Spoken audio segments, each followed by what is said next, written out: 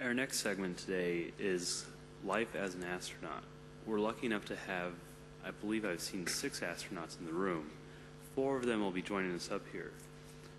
From Russia, we have Sergei Krikalev. He's spent more time in space than anybody else at over 803 days and 9 hours. Our second astronaut is Chiaki Mukai. She was the first woman astronaut from Japan. She was also the first Japanese citizen to fly twice.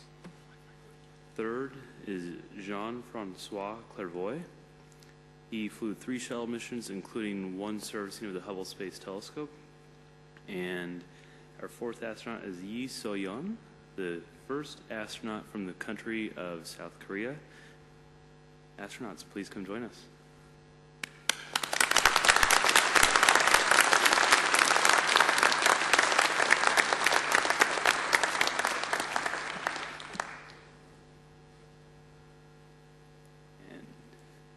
As they take their seats, we're going to ask each of you to maybe take about 1 minute to 2 minutes to introduce yourself to us so we all know a little bit more about you, and then we're going to open up to questions for everybody who's up here on the stage right now.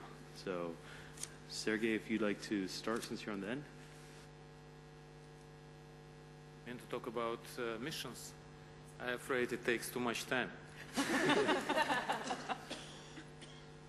So, just briefly, I can say that my first flight was almost 20 years ago. We started to fly on Mir Station. It was Expedition 4 on Mir Station, year 1988. It was a very interesting flight because for me it was first flight, and then it was international mission. When beginning of our flight, when we switched with Expedition 3, we had joined Soviet-French expedition with Jean-Luc Chrétien. And then we stayed for several months more doing our job on long duration mission. My second flight was planned as Expedition 9 mission on Mir Station, and it happened to be Expedition 9 and 10 in one flight. So it was long duration flight, little more than 10 months. My third flight was also very interesting for me because I already knew Russian hardware, Russian space program very well, and spent more than 15 months in space. My third flight was a shuttle mission when I was assigned to be first Russian to fly on shuttle. And my partner Volodya Titov and I, we spent more than a year on the training for shuttle mission. And it was a very nice experience also.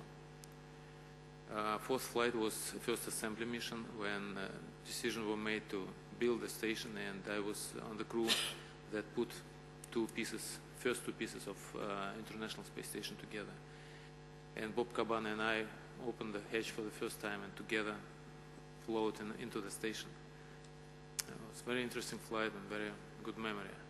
And actually this year we are going to celebrate 10 years of this flight.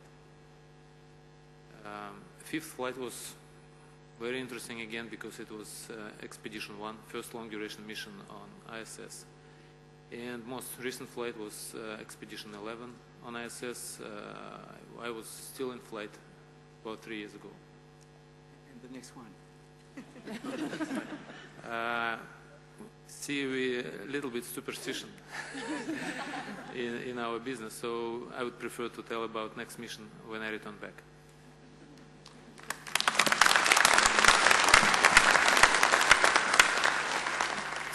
Good afternoon, and thanks for inviting us. It was a pleasure to talk about our experience. I was very lucky to fly 3 very different missions, 3 different altitudes and 3 different orbits. That's a big deal because when you have an orbit that is quite inclined above the equator plane, as you rotate on the orbit, combined with the rotation of the Earth, you see more Earth than when you are on an orbit close to the equator. On my first mission was a mission dedicated to atmospheric research. So we were flying upside down almost the whole time, and we had the overhead windows facing the Earth. So with Scott Parazinski in my shift, we were often kneeling down and sitting on the overhead window facing the Earth, and we took more than 11,000 pictures in 11 days. So we have, that was the best mission for the view of the Earth, and I think that's the strongest memory for astronauts is probably the view of our planet as we go around 16 times per day around the Earth, and we fly over 45 minutes in daylight, 45 minutes in nighttime, 45 minutes on a given season, and the other 45 minutes, if it's winter on the North Hemisphere, you fly above summer in the South Hemisphere. And I have the best memory of the view of our home planet from that first mission. My second space flight was slightly lower inclination, 51 degrees to Mir, so we could go a bit higher. And it's a question of equal energy, so 400 kilometer altitude. And that was a very memorable mission on the human aspect. I mean, going to a station where you know the people are counting on you to bring food, to bring equipment so that they can keep living and working on board is great. And we had a superb 5 days docked together, 10 of us.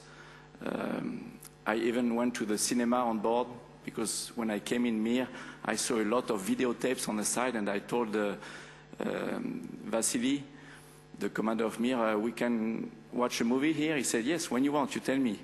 And the day before undock, we were done with the mission, I mean the exchange of 4 tons of equipment. And he told me, you can choose a movie and we watch a movie tonight. And so he came to a module, came back with a TV, and he told me, you know, the speakers are broken, so we have to connect to the intercom of the station, which is not good quality for music or for a movie. And then he went to another module and brought back an old videotape recorder that probably Sergei used a lot. And then we watched a movie. It was quite fun. And my third mission was a mission for science. We had no other objectives than repairing, fixing the Hubble Space Telescope. It was broken. It was in survival mode. I was told before the mission, we cannot tell you which attitude you will find the telescope in because it will be just in survival facing the sun, and it may be upside down. You will need to fly the robotic arm, do some tracking and capture, and we fixed it. So that's a great satisfaction for astronauts when they come back and the mission is successful. So 3 different missions, and each time very strong memories, very strong sense of duty. You know, the fear number 1 of astronauts is not to die, it's to miss the objective and to make a failure or to miss something and not come back with 100% success, because we know there are thousands of people behind us waiting for, looking at us and waiting for a return with all objectives met. So now as far as life on board, the work on board, we can talk later about this. Thanks.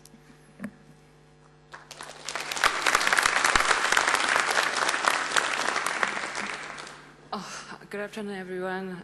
I'm so afraid to say something because if you can give me a time proportional to the flight time, and then I think about Sergei talk less than 10 minutes, so maybe I can have 10 seconds or something. Yeah, last April, I have been in ISS for 10 days, and then I was some kind of representative of Korea because until that time, we don't have any astronaut. So I'm so honored to be there as a representative of Korea. And then I carried out 18 experiments. So I'm sure that I was maybe as busy as like Sergei, even though I was there just 10 days. So many experiments I did, but I was so happy to do that for so many people. And then at the time, I realized that we are live on the one of a beautiful planet in the universe, and space something is really, really international because officially I was a Russian crew, but every meal I ate NASA foods, and then for the downlink, I did video filming with a Sony camera, but I should use instrument in NASA module, but it's made by Japanese, and I used the channel of the NASA, And I carried out so many experiments in ATV. It's made of European, so it was really, really mixed. I cannot make some kind of category. All are mixed in this space. So I realized that we all together do something for space. And thank you. And then I think I can say some other things later. Thank you.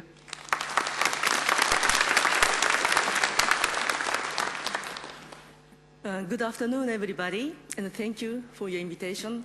My name is Chiaki Mukai from Japanese Space Agency, and I flew 2 times in the Space Shuttle program, and also I worked as a backup crew 2 times. And all of the missions are space life science, space laboratory type of mission. And my last assignment from NASA was the deputy mission scientist for STS-107, Columbia. The experiment went very well. Unfortunately, the Columbia didn't come back. So, but anyhow, I have been fascinated by utilizing the space environment, which is a microgravity environment, for many experiments. And also, the reason why I wanted to be an astronaut, I wanted to go to space, was that I really wanted to see our home planet by my naked eyes. And also, since my background is medicine, I'm very much interested in the physiology and also the any kind of utilization programs, including education, etc. So my first flight was back in 1994, called International Microgravity, the second mission, which has around 100 experiments on board, quite a lot of international experiments working together. And the second mission was with Senator John Glenn, and also the first Spanish astronaut, Pedro Duque.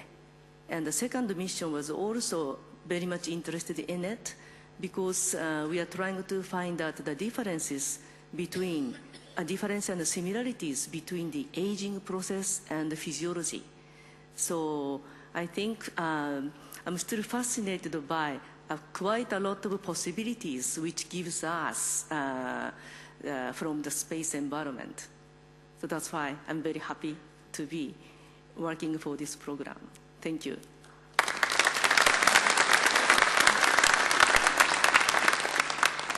So now, for those of you in the audience, if you have any questions that you want to ask an astronaut, somebody who will soon be an astronaut, somebody who's written books about astronauts, or somebody who looks at the medical necessities to see if you can even be an astronaut, please raise your hand and our microphone will come around to you.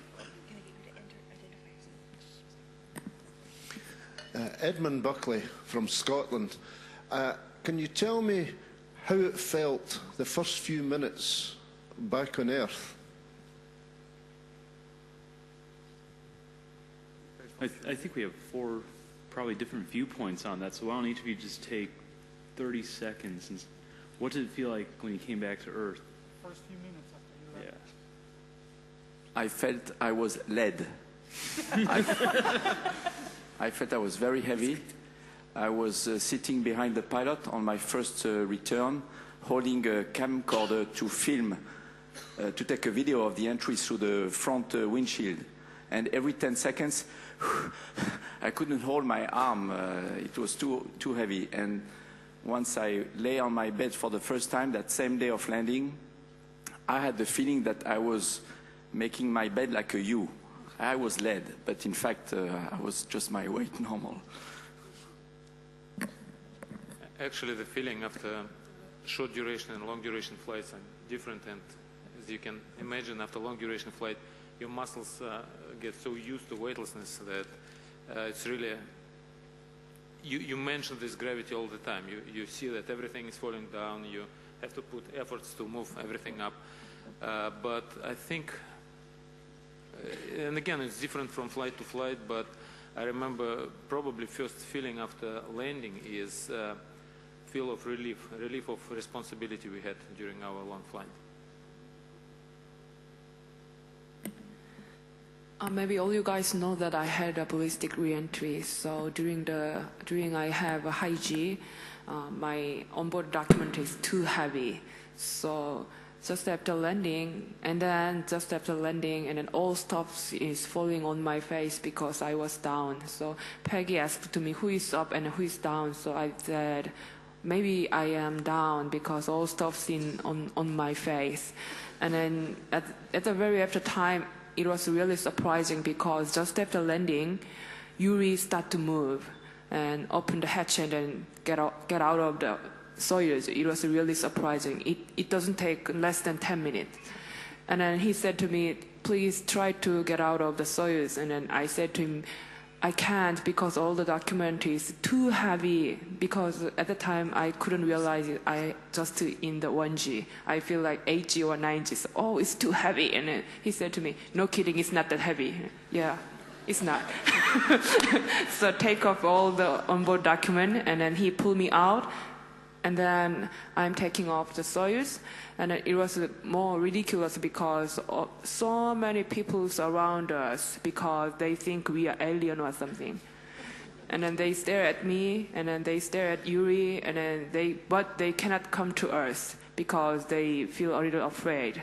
So we can read their eyes.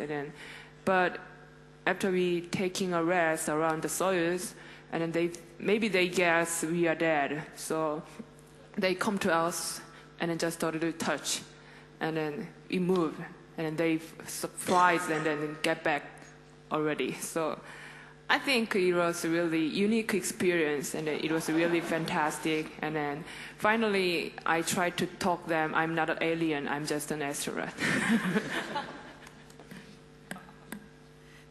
So being in space is wonderful. At the same time, coming back was also wonderful too. So after the orbit, everything started falling down. It was fascinating to see something start falling down because we have never seen everything falling down or something like that when we were in orbit. And then after the landing, I was so excited. Of course, first of all, I thought, oh, safely landed. Oh, I did it. This is my day, or something like that, I felt.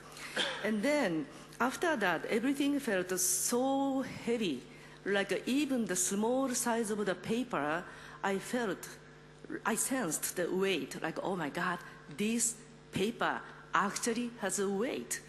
And I was so excited because thanks to the space flight, now I have a very special ability, even I can sense the weight of the small size of the paper.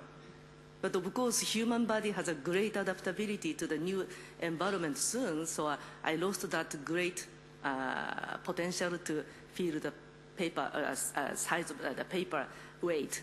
So, but landing was exciting. That was so wonderful day. Thank you very much.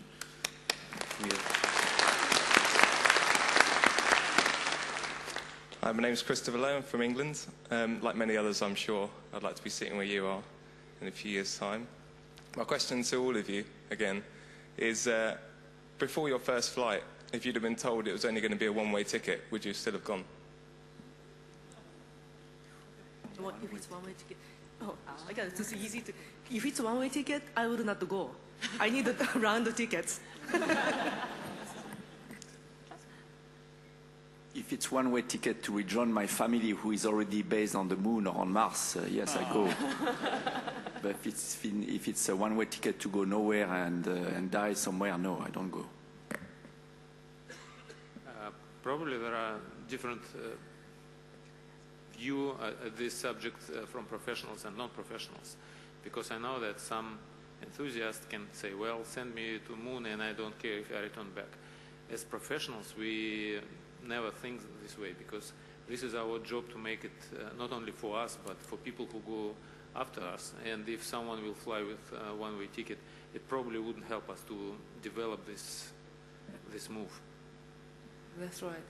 Actually, I'm hesitating with the two options. And then first one is I'd better ask them to give me a round ticket, and then promise to them I will work hard and then I will give it back rest of the money. Maybe it's a little cheaper than 2 one-way ticket. And second option is I'd better go to maybe really, really attractive guy and ask him to go there together. And then we will not get back.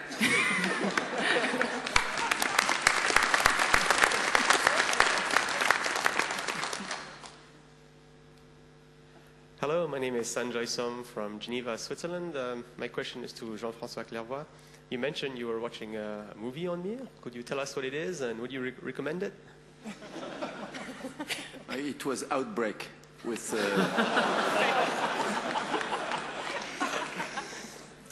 and it was dubbed in Russian, but very hard to understand through the speakers, so I could read the English subtitles. I have a question for the panel over here, as long as we're on the topic of movies. Have any of you watched Star Wars in Space?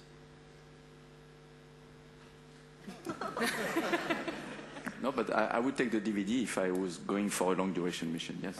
Okay, good. More from the audience? Yeah, hello.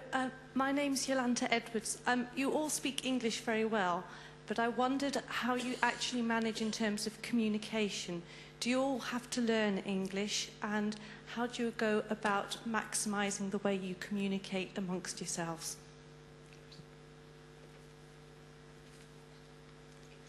Okay, actually, my experience to fly on my first, as I said, international flight was flying with a French cosmonaut, and he had to learn Russian language, and he spoke very well in Russian.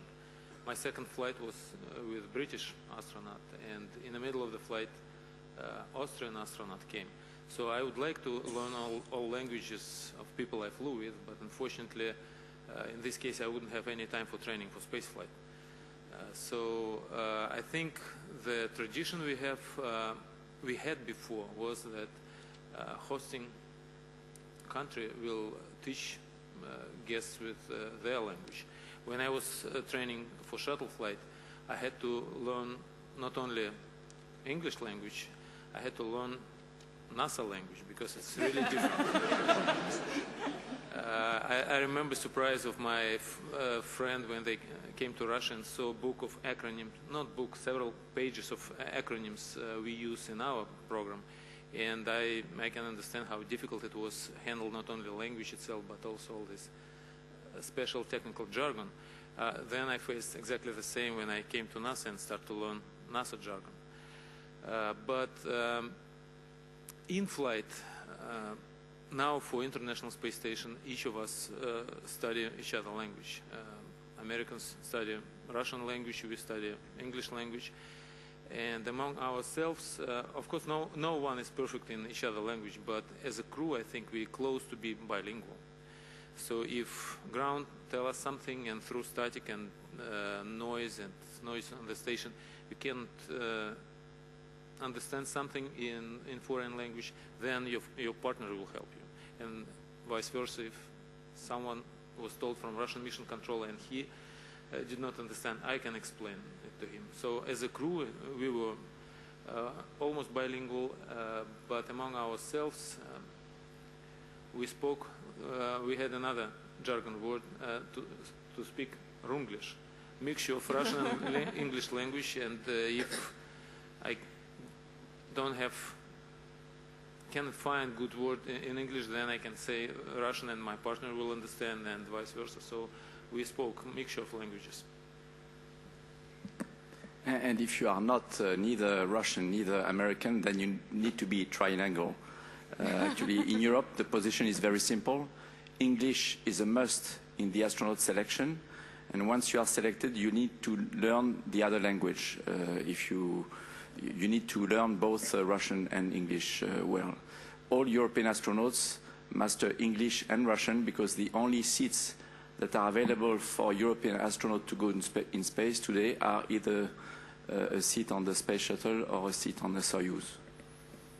Yes, at the very first time, I think it's unfair because we had 36,000 candidates that want to be an astronaut in Korea. And then in the middle of the test, we had an English exam and an English interview. So some of the candidates complain about that. Speaking English is really independent of the space flight. But our committee said to us, we had arranged to go to the space with the Russian Soyuz, so you should speak Russian. But in Korea, there's few people who can speak Russian, so we think about speaking English is a little potential to learn the Russian faster than others. So we should speak English well. But right now, I think it's also a very good chance because to fly to space, I should learn Russian. But right now, I can say that thanks to the space flight and then training, I can have a Russian. But unfortunately, after 6 months, maybe I forgot all of them. In Korea, I don't have to speak in Russian. But I totally agree with Sergei because it's a little different. Because I met the friends who is major in Russian language. And then they said to me some kind of words is really, really simple for them. And it's really some kind of like... they should know that if they learn the Russian, but I don't know because I learned the Russian in training center, so it's very specialized to the space flight. But sometimes I said some words in Russian, but they don't have any idea about that because it's really, really technical terminalized. And then it was one more ridiculous thing is that in GCTC, there's so many guys than women, right? So, but Russian language is a little different from Korean because they have a different ending of the language for the women and guys. So I always hear from the guys. So I imitate the guys' words. So some friends of mine in Russia, in Moscow, they said to me, you talked in Russian like a military guys. So, so always when I understand, I answer like that. I should have said "Ya panila," no, but I always said that "Ya ponya," like that. So it's very unique experience. And then I think for the space flight, is one more option is the getting more language. Yeah. Japan also has the same situation. We have to learn both English and Russian because those are basically the major rocket system that carry human beings. Yeah, maybe we have to learn Chinese soon. But I have a small anecdote, technical anecdote. On my second space flight to Mir, I had taught to my American colleagues the cosmonaut song in Russian. And the plan was to sing that song before closing the hatch, before departure of the shuttle, of the orbiter from the Mir. And we forgot, we were too much moved.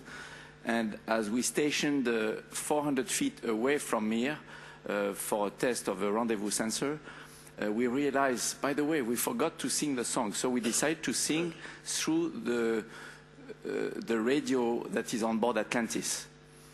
And I have the recording. It's very poor quality, very bad. I mean, and I was explained on the ground that the U.S. The radio on board the U.S. space shuttle was designed for U.S. accent, spoken accent, the bandwidth, the bandwidth, and I was told this is why when you speak English and you have a strong accent that is not U.S., it may not go through well, and if you sing on top of that, that's even worse. And for the ISS, the design of the bandwidth for the radio communication has been designed on purpose to accommodate accent from other partners of ISS, more than, not just US, but also Russian, Japanese, European. And maybe a few words more about languages. It seems like it would be easier to make one single language spoken on the station.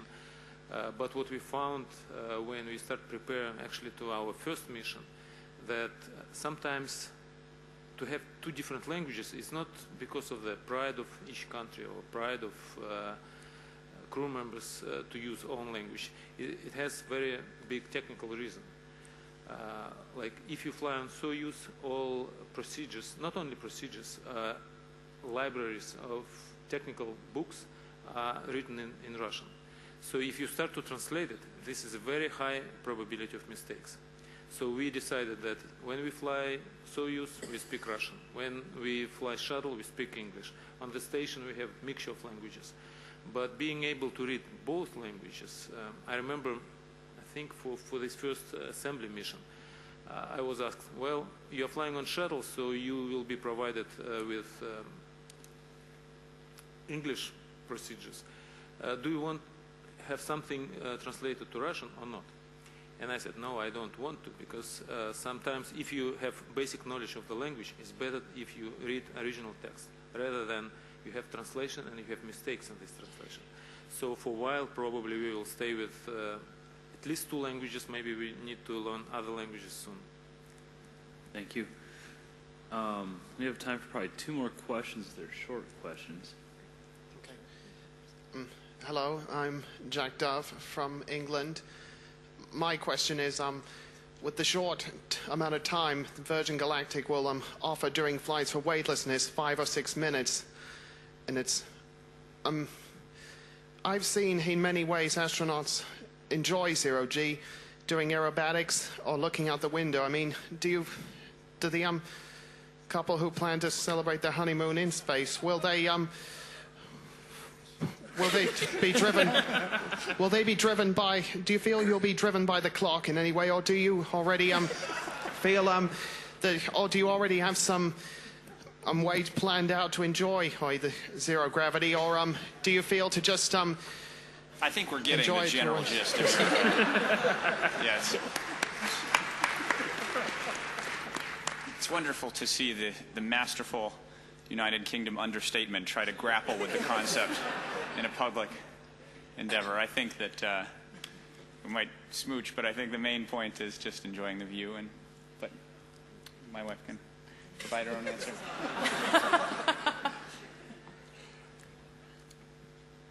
That was a pretty short question. Go ahead. Thank you, George. Okay. My name is Yuki Takahashi from Berkeley, California. I have a somewhat related question. First, to the experienced astronauts. If you have any advice for people like George, Loretta, and many of us who may only have a few minutes in space, and if you, George, Loretta, have any response to their advice. Any advice for us first-timers? I would say the view of the Earth first. Take pictures and video, because that's the only thing that remains after to share with friends or to remember. As you see the picture, you remember, yes, I remember I was there. This happens when we were there. We are flying over such places. So take pictures and share music. If you can wear, some good music that you listen as you look at the Earth. Same for both.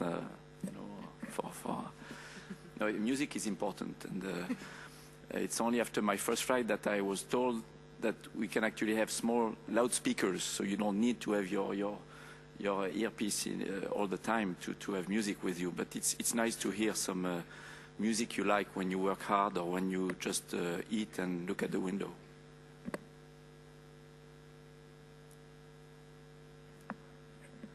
My advice would be try to enjoy the flight, and actually remember that the excitement starts not when weightlessness starts. It starts long before you take off the ground. So try to enjoy everything, including training, preparation to the flight, and flight itself, of course. My recommendation is to feel gravity, actually in space, no gravity, and then come back, gravity.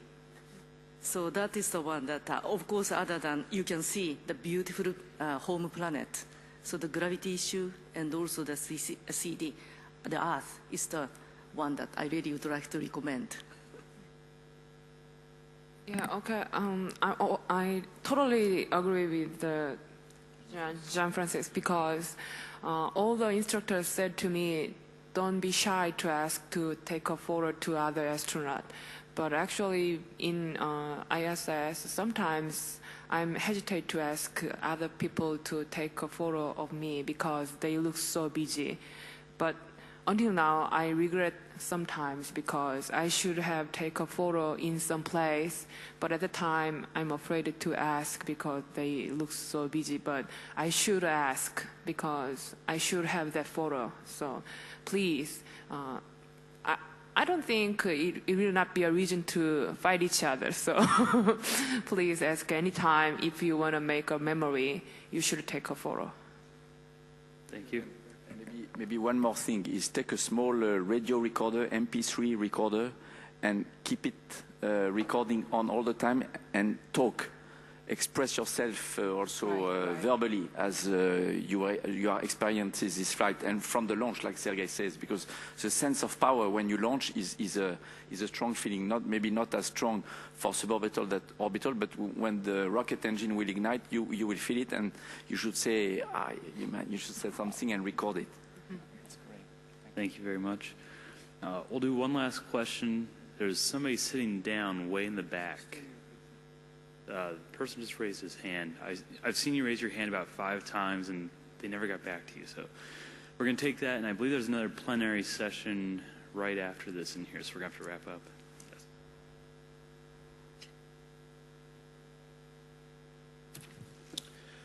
Yes. Itumeleng Makoloi from South Africa Department of Science and Technology. Just to the astronaut, I just wanted to ask one question. Did you have to overcome any medical problems before your missions? Second, it's have you had? Some of you have had this mission several times. After coming back, did you develop any kind of medical conditions or problems? During the selection process of the first Korean astronaut, we should have so many medical examinations before select final people. And then at the time I realized that in the world, wow, there's maybe over 30 or 50 medical examinations. So at the time, some doctors said to the candidate, it's really, really okay, but it's maybe will be a problem for the space flight. The kind of comment they said to some of the candidate. And then sometimes they said to me, it will not be any problem for the space flight or for your normal life, but you have some kind of like defect on your some kind of place.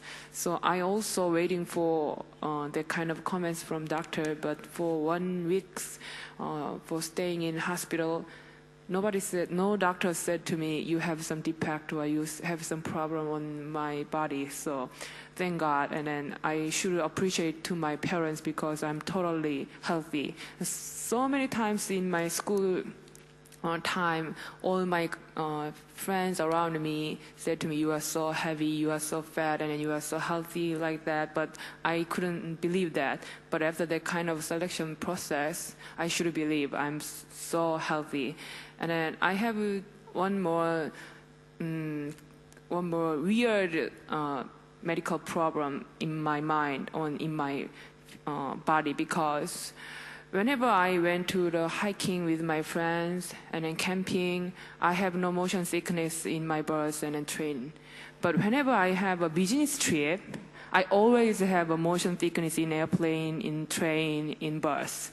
So actually, when I had a motion sickness test in GCTC, all the doctors said to me, it's maybe will be a problem for your space flight because you are so weak in a motion sickness. So they expect that you will not be in a chair more than 2 minutes, spinning chair more than 2 minutes. So I really was. But in Kazakhstan, in Baikonur, I sit on the chair. I keep in the more than 10 minutes. It's amazing because to go to the space, I should sustain more than 10 minutes. So still I have selective that kind of motion sickness for the trip. I don't have, but for the work, still I have. See, you should not look at this flight as a business trip, more for fun. Yeah, maybe I thought if I thought it's a business trip, I should have motion sickness more severe.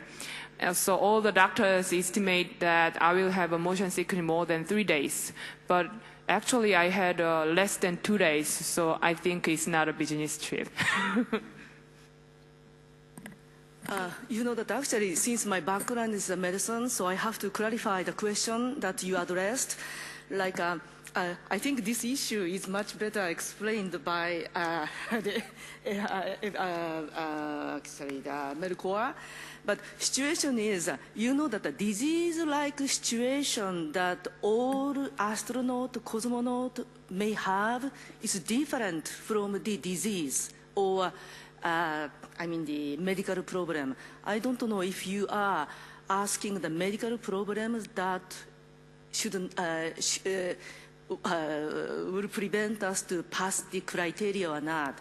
Basically, astronaut, we need to pass the space shuttle situation, class 2 or class 3 medical exam. You don't need to be an athlete-like condition, like a lot of muscle, or you can maybe run 100 meters in certain duration or something like that. But you have to be very healthy. That is different from the situation that you will have, let's say, motion sickness or etc. Because motion sickness used to be said motion sickness, now it's said space adaptation syndrome.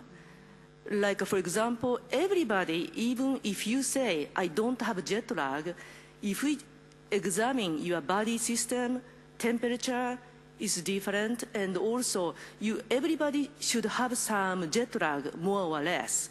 Same, we are adapting to the Earth environment, so if we are launched in the different environment, our body needs to acclimate ourselves. So during that adaptation duration, it may develop some of the disease-like conditions, but it's not necessarily called it's a medical problem. So that's the situation I really would like to clarify. Thank you. I think you can add more since. Oh yeah, Takahashi. Yes. We do have to wrap up here, but I'd like to thank the audience for coming and thank you for the questions that you've asked our panelists. And thank you to Richard Brooke, who has put together this panel and is joining us again. Thank you very much for bringing everyone together.